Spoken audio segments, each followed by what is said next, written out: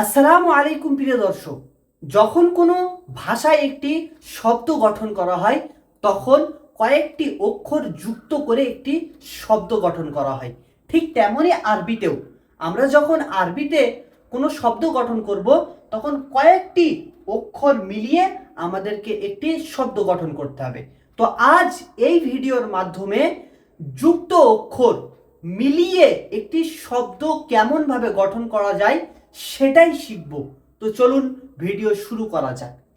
প্রিয় দর্শক, পূর্বের পার্টে আমরা শিখেছিলাম আসল অক্ষর থেকে যুক্ত অক্ষরের মধ্যে পার্থক্য। আসল অক্ষর দেখতে কেমন হয়, যুক্ত অক্ষর দেখতে কেমন হয়, এগুলো শিখেছিলাম। যদি ভিডিও না দেখে থাকেন তাহলে অবশ্যই দেখে নেবেন, তাহলে আপনার বুঝতে সুবিধা হবে। তো এখন আমরা এই যে যুক্ত অক্ষরগুলো শিখেছি, এই যুক্ত অক্ষর কেমন ভাবে একত্রিত করে শব্দ তৈরি করতে হয় সেটাই জেনে নিই। তো দেখুন, এখানে লিখেছি আলিফ। এই একটি আলিফ, এই একটি আলিফ। এই আলিফ দুটি যখন যুক্ত হয় তখন আসে। যেমন দেখুন, এই আলিফ সিম্পল প্রথমে আসে, শেষেও আসে। দেখুন আলিফ বা। এবারে যুক্ত আলিফ, এটা লাম লিখেছি, আর যুক্ত আলিফটা দেখুন যুক্ত হয়ে গেছে, লাম আলিফ।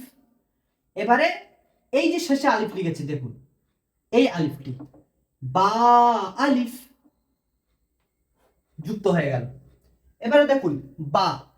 বা এটি যখন শুরুতে আসে তখন ব্যবহার হয়, যখন বা মাঝখানে আসে শব্দের তখন ব্যবহার হয়, আর যখন শব্দের শেষে বা আসে তখন এমন ব্যবহার হয়। দেখুন আমি প্র্যাকটিক্যাল দেখাচ্ছি। বা, বা শুরুতে এসছে জিম, বা জিম। মাঝে বা এসছে, দেখুন বা বা ফা। শেষে বা এসছে, দেখুন বা বা। এবারে আপনার প্রশ্ন আসতে পারে তা আর সা কেন লিখিনি। তা আর সা, বায়ের মধ্যে তা আর সা আর বা, এই তিনটের মধ্যে শুধু নোক্তার পার্থক্য হয়। দেখুন এই বায়ের নিচের নোক্তাটি মুছে দিয়ে তারপরে উপরে যদি দুটো নোক্তা দিয়ে দিই তা হয়ে যাবে, তা তা তা। তো ঠিক তেমনি ব্যবহারের ক্ষেত্রেও আমি যদি এইখানে বায়ের নিচের নোক্তাটি মুছে দিয়ে উপরে দুটো নোক্তা দিয়ে দিই তাহলে তা জিম। এখানেও দুটো নোক্তা দিয়ে দিলে হবে তা বা ফা। এমনই সায়ের ক্ষেত্রেও যদি উপরে একটি নোক্তা বাড়িয়ে দিলেই সা হয়ে যাবে। তো বোঝার জন্য, শর্টে বোঝার জন্য এটা আমি করেছি। তো জিম এবারে দেখুন, জিম প্রথমে ব্যবহার হয় এমন, মাঝে এমন ব্যবহার হয়, শেষে এরকম ব্যবহার হয়। এই দেখুন প্রথমে লিখেছি জিম বা, মাঝে লিখেছি মিম জিম লাম, শেষে লিখেছি ফা জিম। এইবারে হা আর খ একই রকম। যদি এই জিমের নোক্তাটা মুছে দিয়ে আমি উপরে একটি নোক্তা দিয়ে দিলে হয়ে যাবে খ। আর যদি কোনো নোক্তা না দিই তাহলে হা হবে। ব্যবহারের ক্ষেত্রেও এখানে দেখুন আমি মুছে দিলাম, হা বা হয়ে গেল। এখানেও দেখুন আমি জিমের নিচে নোক্তাটি মুছে দিলাম, মিম হা লাম। তাহলে হা জিম আর হ এর মধ্যে পার্থক্য শুধু নোক্তা, আর কিছু নয়। এবারে দেখুন দাল। দাল এটি প্রথমে ব্যবহার হয় আর শেষে এরকম ব্যবহার হয়। যখন মাঝে ব্যবহার হয় তখনই এমনই ব্যবহার হয়। দেখুন দাল নুন। দাল যখন প্রথমে আসবে তখন আলাদাই আসবে, দালের সাথে কোনো অক্ষর যুক্ত হয় না। এই দাল এর পরে কোনো অক্ষর যুক্ত হয় না, দাল সবসময় আলাদা আসবে, দালের পরে কোনো অক্ষর যুক্ত হয় না। এই যে শেষে দেখুন বা দাল মিম। এবারে জাল একই, এর উপরে যদি একটা নোক্তা দিয়ে দিলে জাল হয়ে যাবে, এর উপরে নোক্তা দিলে জাল হয়ে যাবে। জাল নুন বা জাল মিম, একই রকম। এবার র। র দালের মতোই, রয়ের পরে কখনো কোনো অক্ষর যুক্ত হয় না। এই র এর পরে আপনি সিন যুক্ত করতে পারবেন না, এই র এর পরে কোনো সিন, কোনো অক্ষর যুক্ত করতে পারবেন না। এবারে র শেষে ব্যবহার এরকম, দেখুন র মিম, শুরুতে যখন র আসবে এরকম, তা র শেষে যখন আসবে এরকম যুক্ত হয়ে যাবে, তা র। এবারে দেখুন সিন যখন শুরুতে ব্যবহার হবে, সিন যখন মাঝে ব্যবহার হবে, আর সিন যখন শেষে ব্যবহার হবে। দেখুন সিন জিম শুরুতে ব্যবহার হয়েছে, মিম সিন দাল, এই সিনটি মাঝে ব্যবহার হয়েছে। সদ সিন শেষে ব্যবহার হয়েছে। এর উপরে তিনটে নোক্তা দিয়ে দিলে হয়ে যাবে শিন। সেজন্য আমি আর লিখলাম না শিনটা বাড়তি করে, একই শিন। দেখুন শিন জিম একই রকম। সদ, সদ শুরুতে ব্যবহার হয়, সদ শেষে ব্যবহার হবে, সদ মাঝে ব্যবহার হবে। দেখুন এই যে সদ শুরুতে ব্যবহার হয়েছে, সদ বা, নুন সদ ফা, এর উপরে একটি নোক্তা দিয়ে দিলে হয়ে যাবে জদ। জদ দেখুন, জদ বা, নুন জদ ফা একই রকম। এবারে দেখুন ত, এটি প্রথমে ব্যবহার হয়, মাঝের ত, শেষের ত। ত শুরুতে ব্যবহার হয়েছে, তারপরে আলিফ, ত আলিফ। বা ত দাল, এই ত মাঝখানে ব্যবহার হয়েছে। ইয়া ত, ত শেষে ব্যবহার হয়েছে।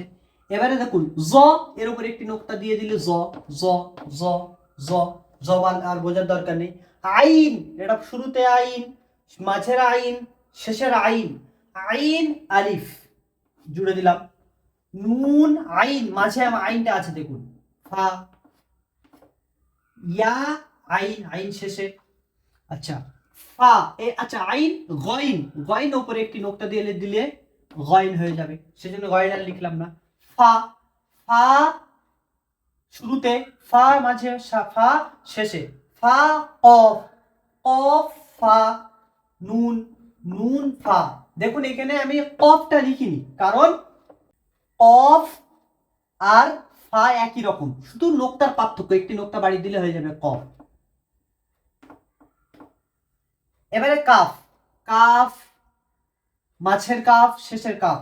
কাফ লাম, লাম কাফ ওয়াও, ইয়া কাফ। এইখানে লাম লিখিনি, কারণ লাম আর কাফ একই রকম হয়, শুধু এই উপরের একটি দাগ, এই দাগটি যদি না থাকে তাহলে লাম হয়ে যাবে, লাম। তো বুঝতে পারলাম। লাম মিম, মিমটা দেখুন, মিম প্রথমে, মিম মাঝে, মিম শেষে। মিম ওয়াও, ইয়া মিম ওয়াও। নুন মিম, এখানে ওয়াও আমি লিখিনি, কারণ ওয়াওটা অনেকটা রয়ের মতন হয়। এই যে লিখলাম ওয়াও আলিফ, বা ওয়াও, দেখুন রয়ের মতন হয়। এবারে দেখি হা, হা শেষে, মাঝের হা, শেষের হা। হা ইয়া, নুন হা ওয়াও, ইয়া হা। আচ্ছা এখানে হামজা লিখিনি, হামজা এই জন্যই লিখিনি, হামজাটা বায়ের মতন হয়, এই এরকম একটি আকার হবে, এখানে একটি এরকম দিলে হামজা হয়ে যাবে। হামজা, আলিফ দিলে আলিফ হয়ে যাবে, তারপরে এখানে বা দিলে বা হয়ে যাবে, এরকম।